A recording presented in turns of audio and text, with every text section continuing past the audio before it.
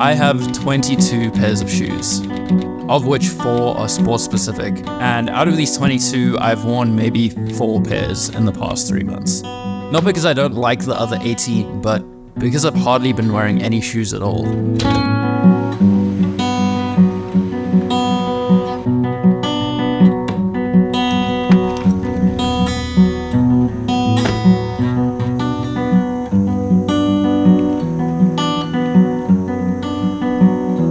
I don't know why I haven't done this sooner. My feet have never felt so strong, so secure, so stable, so free, and so healthy. But I look around and I see hardly anyone else doing this. And that's the question I'm asking this week, is why aren't more people barefoot?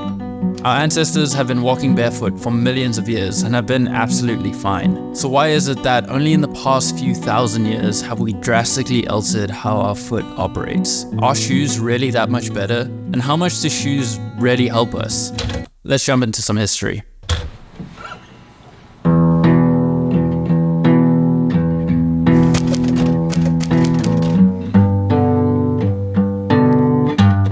So the truth is, for most of human history, we have been barefoot and have been absolutely fine. In fact, we had been thriving in barefoot. Our feet had evolved to allow us to walk upright and travel long distances over many different terrains and surfaces.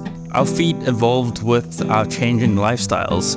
As our brains became bigger, we started to require more food, and so we hunted bigger animals that required tracking animals for long periods of time through something called persistence hunting. That meant that there were a lot bigger, stronger, faster animals, but the one advantage that we had is that we could cool through sweat, whereas most animals had to cool through panting. That meant that we didn't have to kill the animal right there and then. Instead, we could track the animal for tens of hundreds of kilometers until they essentially became overexhausted through heat and collapsed. So needless to say, our feet needed to withstand multiple different surfaces, multiple different environments to carry us across tens or even hundreds of kilometers at a time.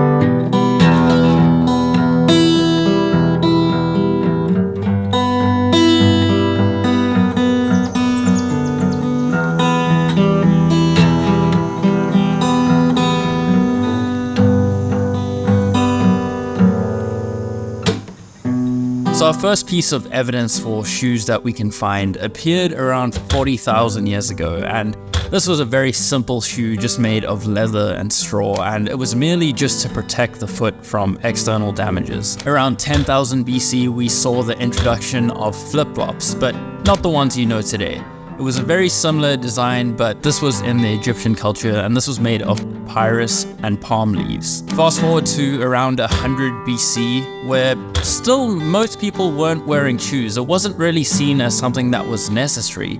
Even the ancient Greeks, who were known for their historic armies and philosophies, didn't wear shoes most of the time. They just saw shoes as unnecessary. Along came the Roman Empire to conquer the Greeks and expand the Roman Empire across the world, and this meant an expanding civilized world, which meant that being barefoot was barbaric. The ancient Romans chose to wear various kinds of sandals to protect their feet, but it also became a status of class as well as fashion. Fast forward to around the 1600s, where shoes really started to become more of a fashion statement rather than something of damage control. We started to see things like the forked toe, Krakows, which were these really long, pointy, medieval kind of shoes that all the high fancy aristocrats wore that just made no logical sense really, but at the time that was the fashion statement. That was the symbol of power. Imagine if presidents wore that today. That would be hilarious.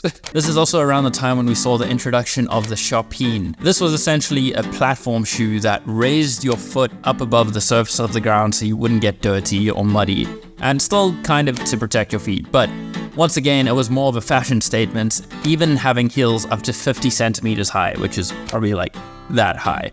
So it just got a little bit crazy and out of hand, but that was the turning point where shoes became more of a fashion statement rather than practicality and protection. Fast forward to 1917, where rubber soles were invented and the Converse Chuck Taylor All-Stars were introduced. This was the first kind of sneaker that had ever entered the market, and people were lining up to buy them, especially with famous athletes promoting them. This is also where the partnership between the famous athlete and the shoe brand began. Throughout the rest of the 1900s, things didn't really change much, much, and most people were wearing dress shoes for their everyday life, whether that was going to work or even just ordinary day-to-day stuff. If you look back at old photographs of New York City, almost everyone was wearing a suit and dress shoes. So what this did is it forced people's feet to mold and transform to these shoes. And then in 1970, something special happened. Now, what's this about, this jogging? What's it all about? The idea is it's an exercise which people can take no matter what age they are to keep themselves fit.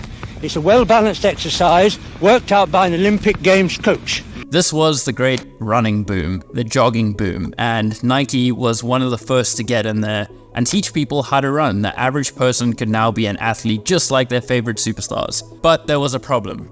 Most people had never really run or done anything athletic in their life, and all they had been wearing their whole life was these dress shoes with raised heels. So then when they started running in these Converse-like shoes, there was no padding or protection, so they had a hard time adapting to running. So then when they started running, they had all these problems related to their feet, their legs, their joints, and their muscles, that Nike came up with a solution. They decided to add a cushioned heel into the shoe. So many of the elements that we associate with modern shoes today, like heel cushions and the heel toe drop, are because of the 1970s running shoe. Placing our foot into a cushioned heel is like placing our bodies into a cushioned sofa.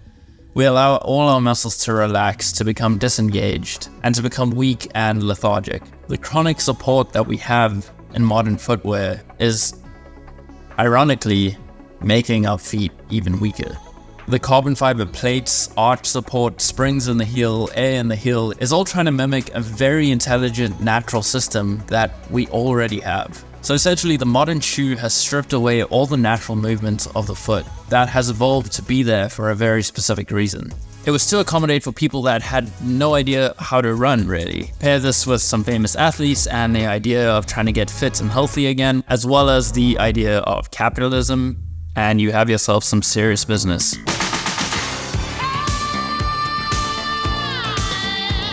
In 1985, we have the first Air Jordans, and this was probably the biggest sportsman shoe partnership in history. I think it still is. Michael Jordan signed a deal with Nike to create his own shoe brand, and they went to the moon on this one. I think this was also really the start of shoes as a culture and the idea of the sneakerhead. We already knew that shoes had become sort of a fashion statement, but this became next level. This became a whole culture, a collector's item, something that you spoke about to your friends, something that you traded, something that you kept up to date on. And shoes were no longer just about protecting your feet. They were an art piece. And they were also a trend that you could buy into and get the latest from. Once again, with the capitalistic ideology of the Western world, this matched perfectly. And shoe production ramped up even more, to the point where we are now producing billions of shoes every single year, of which 95% of them end up in a landfill, sadly. And this is another aspect of this video. It's not the main focus, but the sustainability of shoes. So many of the shoes that we produce nowadays are junk. They're cheap. They're made to be consumed and thrown out so that you can buy a new pair. And this isn't just shoes, but this is the entire world we've created, is a world of consumption instead of a world of quality.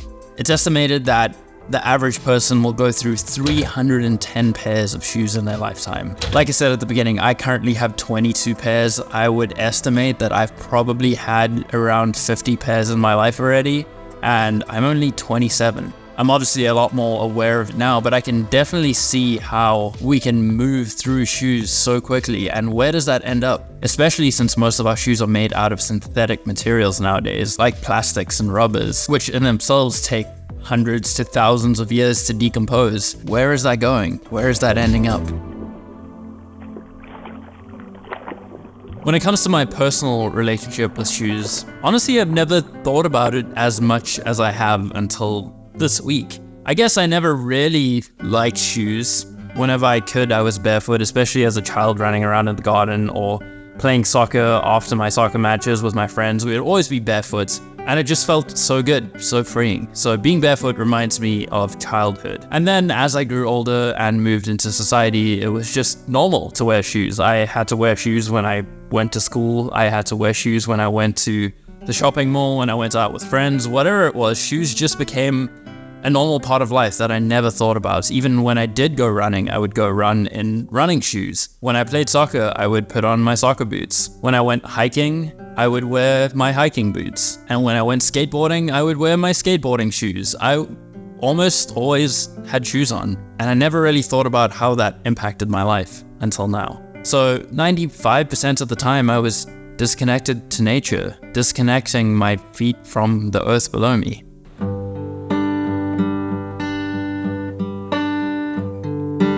So one of the biggest issues we have with modern shoes is the limited sensitivity to the ground. Our feet are no longer connected and are separated by that rubber sole. So we are losing all of the sensory information that's transferring from the ground to our feet, to our bodies, and to our brains. Our feet have a plethora of sensory neurons under them that have been so important to us, because from an evolutionary perspective, we need to know what we're stepping on. We need to know if the ground we're stepping on is dangerous to us, is harmful, is going to kill us, is poisonous, whatever it may be. That is all such vital, crucial information that we've just completely lost touch with. The sensitivity in our foot is also clearly linked to our balance and mobility. That's one of the main reasons why martial artists are still barefoot, because they rely on the sensory information to keep their balance and be at their peak performance while competing. So one of the things I've noticed about being barefoot 90% of the time for the past 3 months is that my feet have definitely got wider. I've always had pretty wide feet, but I definitely think my toes have spread out a little bit more, and like even the edges of my feet have like kind of come up more and has become a little bit more flat, if that makes any more sense. I feel like I just have way more stability when I am barefoot now than ever before. So it's pretty amazing to see how malleable, how flexible, and how adapted our feet are to changing to fit into different environments. That even when wearing shoes for most of your life, your feet can go back to their natural states and will adapt to suit your needs in the best way possible. Man, the human body is just so cool.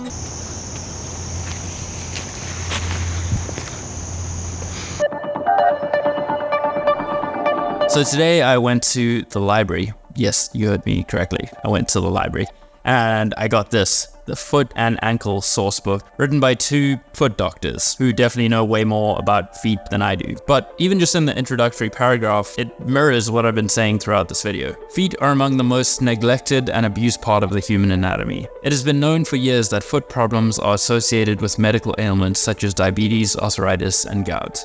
Feet take on our daily stresses and strains. When they hurt, we hurt all over. They are often cramped into ill-fitting shoes, which frequently cause corns, bunions, and painful problems in the back and elsewhere in the body. Yet, amazingly, the feet that make us mobile are the most neglected and taken for granted parts of the body. We falsely believe that foot pain comes naturally from age, taking part in sports, or our occupations. Foot problems are partially hereditary and partially caused by structural deviations. Some experts attribute foot problems to footwear that can cause bunions, calluses, hammer toe, and tendonitis, as well as back and hip pain. In shoeless societies, there are few painful bunions and hammer toes. There is no question that shoes which are too small, too narrow, or too short compel a redistribution of body weight and force a change in how a person walks. This often leads to muscle and ligament problems of the lower legs, and eventually leads to serious foot deformities. So the more and more that I flip through this book, the more it shows that the causes of so many of our foot problems is because of the shoes that we're wearing and because of the unnatural ways that we're walking. So it's clear that shoes change the physical structure of our foot. Shoes are not designed to follow the natural shape of our feet anymore, and most modern shoes are heavy and rigid, restricting any natural movement. Issues like plantar fasciitis, stress fractures, and Achilles tendonitis are all associated with modern footwear not working with our biology. It's a direct disconnection from the ground that is causing all of these issues.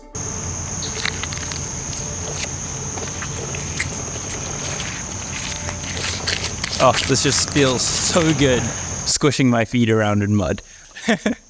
I think there's something about being barefoot that brings you back to being a child, and it just brings so much joy to my heart, being able to splash around in the rivers, the streams, like stomp around in the mud. It just feels so wholesome. It feels so connected. It feels so me. It feels so human to be able to do this. And I think like having dirty feet has become such a negative thing. Like even just growing up, I'm sure your parents always shout out to you for like, don't get your feet dirty, or you run around outside all day. You come home and you have to wash your feet. You can't go to bed with dirty feet.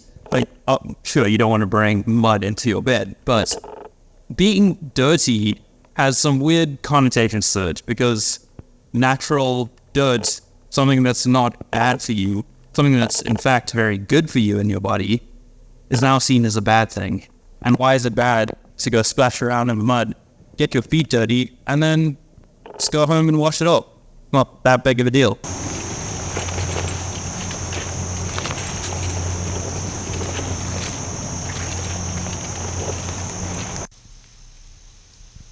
What? Did it. Yeah. Now the camera's not flipped it up far enough. So one of my favorite things about being barefoot, especially in nature, this is not comfortable. I tried.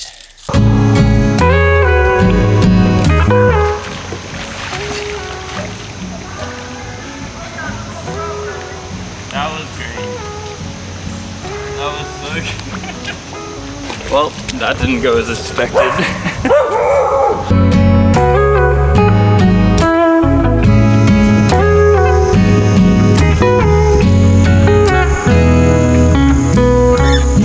So one of my favorite parts about being barefoot, especially in nature, is that it forces you to slow down. It forces you to be way more conscious of how you're walking, of where you're placing your feet.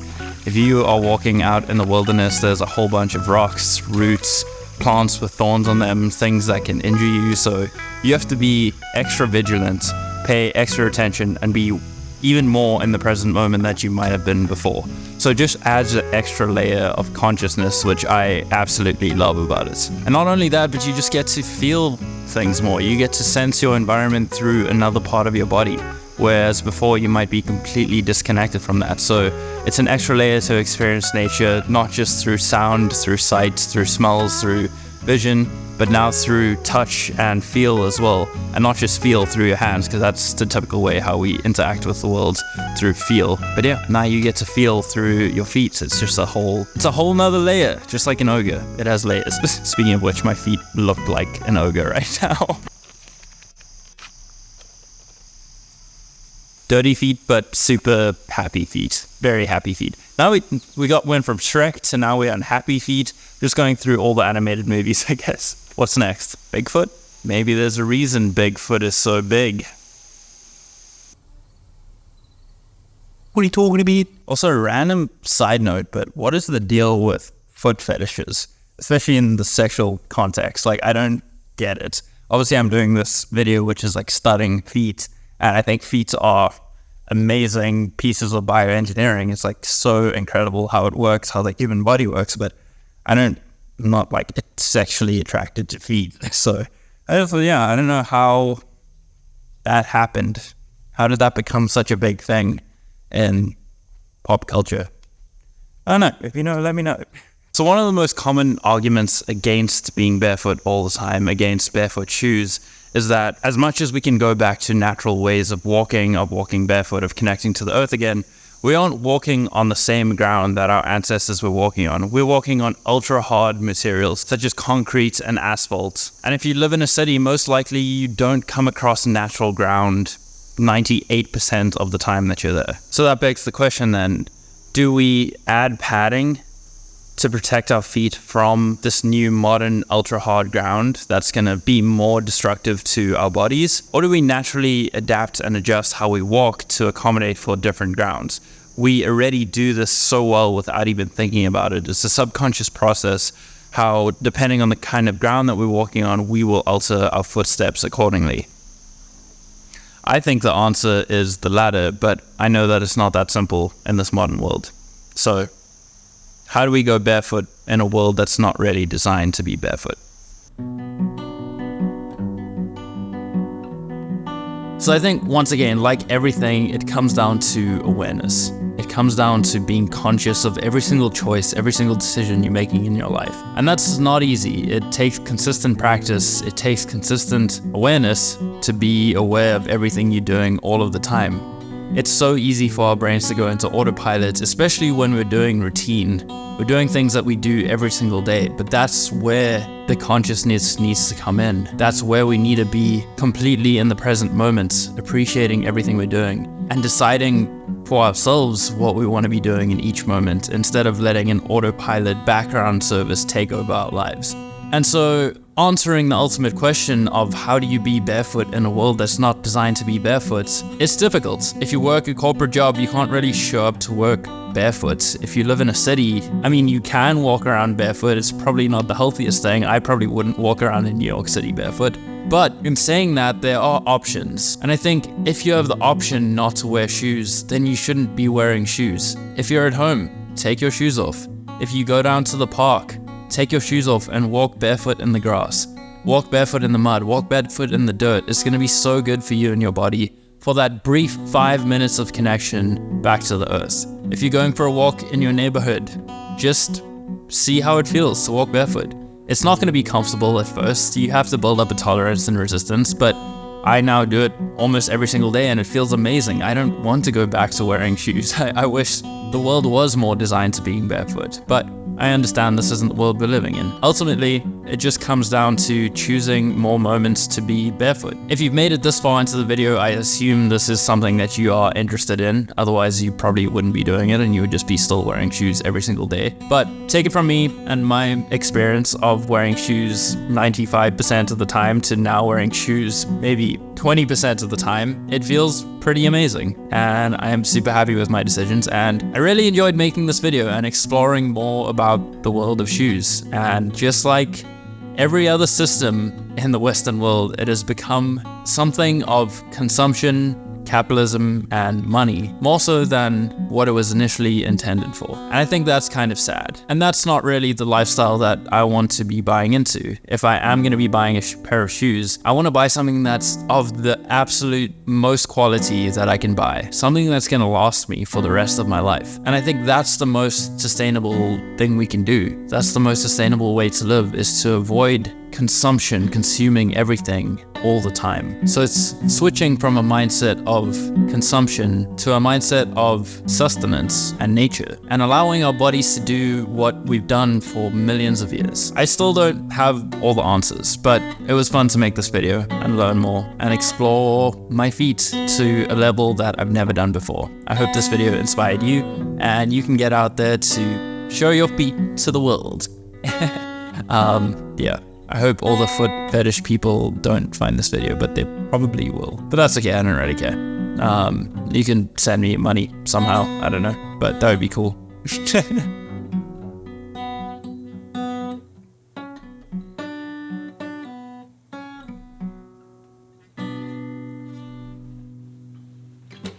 Something like that.